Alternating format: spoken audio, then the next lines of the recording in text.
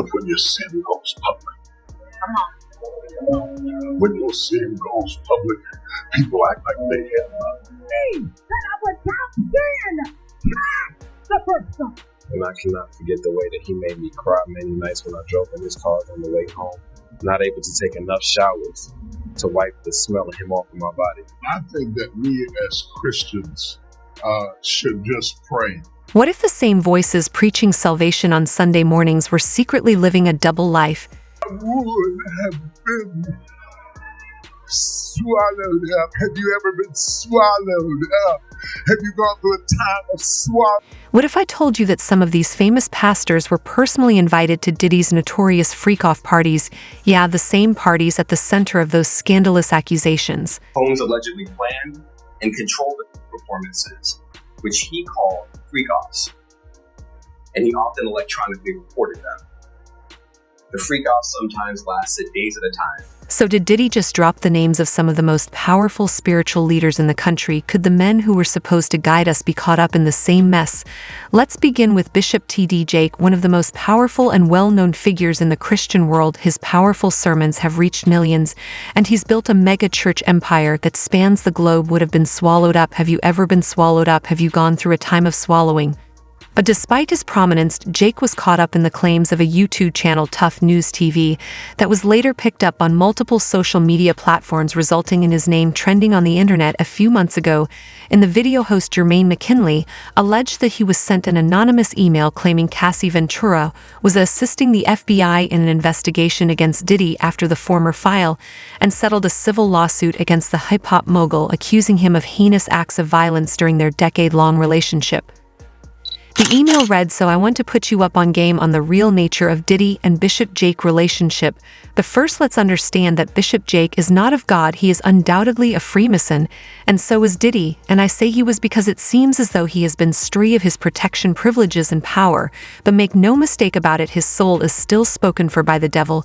He will never be able to fend off or escape that harsh reality. Anyways, I'm told Diddy and Jake's mask the real nature of their relationship."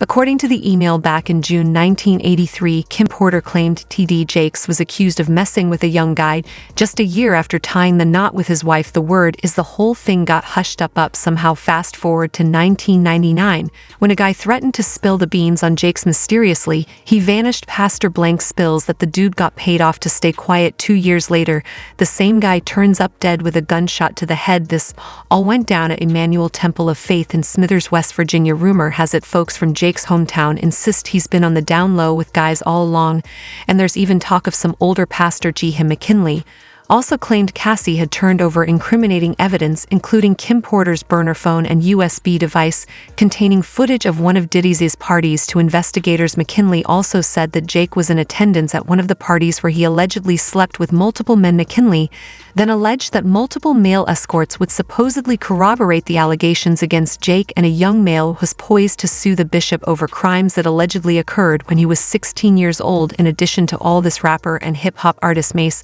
also reveal what he knows about the relationship between Diddy and Jake. If you are a fan of hip-hop music, you may have heard about the ongoing beef between rappers Mase and Diddy. The two used to be close collaborators in the 1990s, when Mase was one of the biggest stars signed to Diddy's Bad Boy label. However, things turned sour in the early 2000s when Mase felt that Diddy was exploiting him and not paying him fairly for his work. Mase has been vocal about his grievances with Diddy, especially after the latter gave a speech at the 2020 Grammys criticizing the lack of respect for black music by the industry. Mase accused Diddy of being hypocritical and of withholding his publishing rights for 24 years. He claimed that he offered Diddy $2 million to buy back his publishing, but Diddy refused and asked for more money. But what does Pastor tdjakes have to do with this feud? Well, according to Mase, Diddy has a surprising connection to the famous preacher. In a recent song titled Oracle 2, the liberation of Mason Betham Mesa dropped a bombshell that shocked many fans. He rapped that he got a deal with tdjakes. That's why he never paid me. He knew I'd be free one day, and he ain't want me to say what I'm about to say today. So what does this first mean? Is Mase implying that he made some kind of deal with tdjake to silence him or to prevent him from leaving Bad Boy? Is he suggesting that tdjakes is somehow involved in Diddy's shady business practices? Or is he just throwing out random names to stir up controversy? Unfortunately, we don't have a clear answer to these questions, as neither Diddy nor tdjakes have responded to Mace's allegations. However, some fans have speculated that Mace may be referring to an incident that happened in 2014 when Diddy donated $1 million to tdjakes' church in Dallas. At the time, Diddy said that he was inspired by tdjakes' sermon and that he wanted to support his ministry. However, some critics questioned Diddy's motives and wondered if he was trying to buy favor with tdjakes or to get a tax break. Some also pointed out that Diddy has a history of exploiting artists and not paying them what they deserve. This donation could have been part of a larger scheme to keep Mace under his control. As if that's not enough, in 2022, a video of Jakes attending Diddy's 53rd birthday party caused a stir on social media. In response to the criticism, the executive vice president of tdjake Entertainment, who also attended the party, said the pastor only made a brief appearance at the party. See, they put you in a situation where you can't win. If you hang out with the rich folk, you're snooty. If you stoop down low and get somebody in trouble, you had no business. So I'm supposed to sit at home and do nothing now. These allegations have spread like wildfire online and caused Jake's name to trend on multiple social media platforms over the last couple of days. This prompted Jordan H., executive director of public relations and communications for the tdjake Group and tdjake Ministries, to deny the allegations to Christian Post. While vehemently denying the false and baseless claims, he said recent claims circulating on pockets of social media about Bishop tdjakes are unequivocally false and basic. Shortly after, his team issued a statement denying the allegations while live streaming his Saturday night sermon on YouTube. Jake seemingly addressed the claims by refusing to talk about false narratives online, insinuating that the allegations were lies. If everything was true, all I got to do is repent sincerely from my heart. There's enough power in the blood to cover all kinds of sins. I don't care what it is, the blood would fix it. But I ain't got to repent about this. All I got to do is step over top of it and keep on going on. However, Nissen refused to buy into the bishop's outrage during his sermon, pointing out that he did address the allegations. In any case, Jake had no business being in Diddy's parties, leave alone being a close confidant of his. According to Diddy's former bodyguard Gene Deal, saints should have no association with sinners. When I grew up in the church, the sinners was not supposed to have the same atmosphere with the saints. He then commented on tdjakes' association with Diddy's party, saying looking at him as a saint going to a party that ain't nothing but sin, fornication, man on man, woman on woman, he on she. But maybe he there to lay some hands on somebody, maybe he there to save some soul. Now we all know about the crazy things that happen at Diddy's infamous parties. Rappers and celebrities have been alluding to suspicious behavior at Diddy's private parties for years. In fact, 50 Cent recently revealed the nature of these parties and why he avoids him at all costs, that in hug you from the front and the back at the same time. If you talking about, I mean, if you into that, I'm fine with it. I'm just saying this ain't my thing kind of party.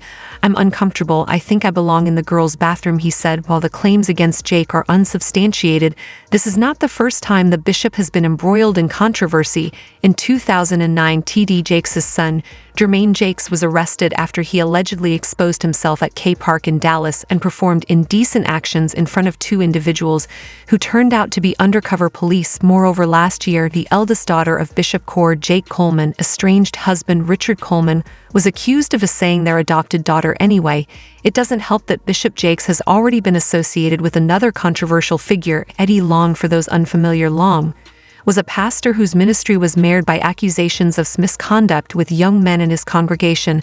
I cannot get the sound of his voice out of my head, and I cannot forget the smell of his cologne, and I cannot forget the way that he made me cry many nights when I drove in his cars on the way home. So when tdjakes' name started getting linked with Diddy's notorious parties, people began making connections that no one ever wanted to believe. Senior pastor at New Birth Missionary Baptists since 1987, Long oversaw the church's explosive growth, with membership swelling from a modest 300 to 25,000. The Long has been senior pastor at New Birth Missionary Baptists since 1987. The church said it grew from 300 members to more than 25,000 under Long's leadership and became one of the nation's largest congregations. The church operated television and international ministries and built satellite churches in several cities, including Miami, Denver, and Charlotte, North Carolina.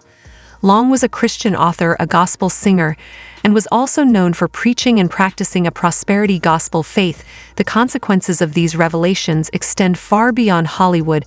They shake the very core of faith for millions of believers. What can be done to restore trust in the church when so many of its leaders are caught up in such dark scandals? As investigations continue, the public and especially their congregations are left wondering, who can we really trust? What happens when the lines between Hollywood excess and religious leadership blur to this extent? What's clear is that this scandal is far from over. More names may emerge, and the truth, as always, will eventually come to light anyway. That's it for this video, folks. Bye, and thanks for watching my video.